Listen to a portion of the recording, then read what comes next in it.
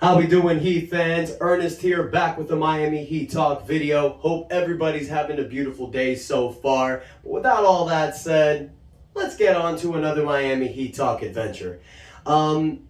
This video is going to be a little bit different, you guys, because I feel like the topic with the Miami Heat so much right now is about Kevin Durant, Donovan Mitchell, and nothing's been done yet.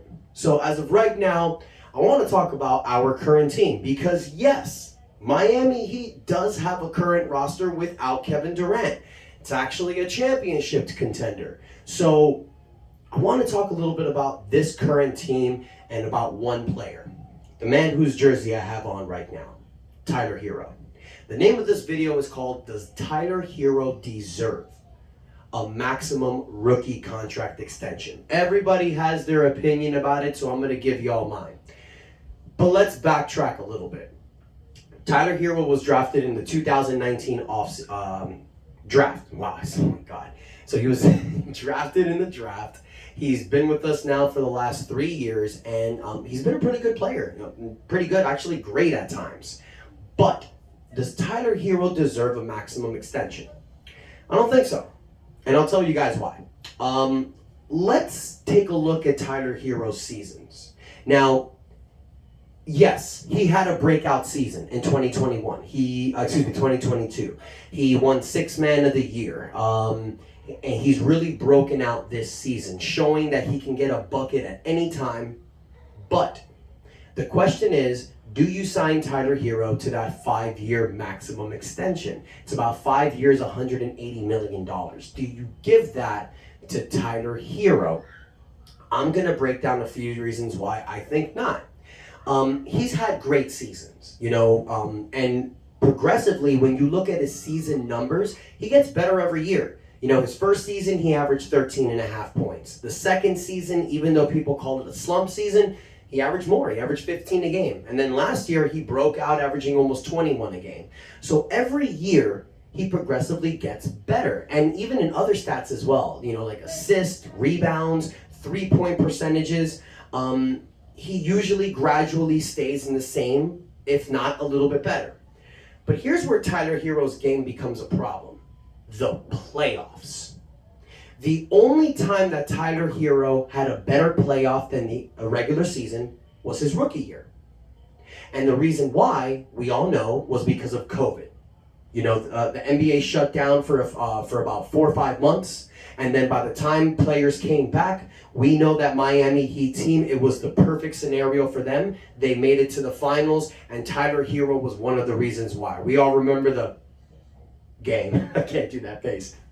But still, we loved Tyler Herro then. I remember after that season, Miami declined a trade for James Harden, packaging around Tyler Herro. That's when his peak was at the highest when it came to a trade. After that, he struggled in the playoffs. The 2021 playoffs, he averaged an abysmal 9 points a game. Last season in the playoffs, when we made that run to Game 7 of the Eastern Finals, Tyler Herro was not playing like himself. He averaged 12 points a game, he averaged 4 rebounds, 3 assists, and a terrible 22% from the three-point land. He normally averaged anywhere between 36 to 40%. Now I know, Tyler Herro injured his groin during the playoffs. I get that. Injuries happen. But at the end of the day, if you're going to give a maximum contract to somebody, it's because they're getting better. He had a great season last year. I'm not going to take that away from him. But in the playoffs, he struggled. So Miami has 2 options. They can obviously give him the max extension, keep him happy. Or you can do option 2, which is what the Phoenix Suns did with DeAndre Ayton. Let him play out his last season, allow him to become a restricted free agent, and if he gets a contract from another team, we can match any offer, which is exactly what Phoenix did. Phoenix didn't give DeAndre Ayton the max deal. They let him become a free agent, and the second that Indiana offered him a 4-year, $133 million contract, they matched it. So they didn't have to give him that 5th year. Phoenix saved about $50 million doing that. Miami can do that too. Here's the problem though. You do something like that you're already creating a bad pattern with your player. The player's not going to be happy that you did not invest in them. And I understand that. But at the end of the day, Tyler Herro has not proven that he is a max player. He is definitely a six-man. He's definitely a scoring machine. He desperately needs help on the defensive end. If Tyler Herro defensively was a lot better, then yes, we can give him that max deal. I don't see it. I think Tyler Herro needs to show us this season that he can evolve his game. Not just the scoring, not just be a threat on the offensive end. In the NBA, the best players are the best two-way players. That's why we're having a problem with Tyler Herro and Bam Adebayo. They're one-sided, especially in the playoffs. So we need Tyler Herro to show us that he deserves that contract. Now, Miami has time.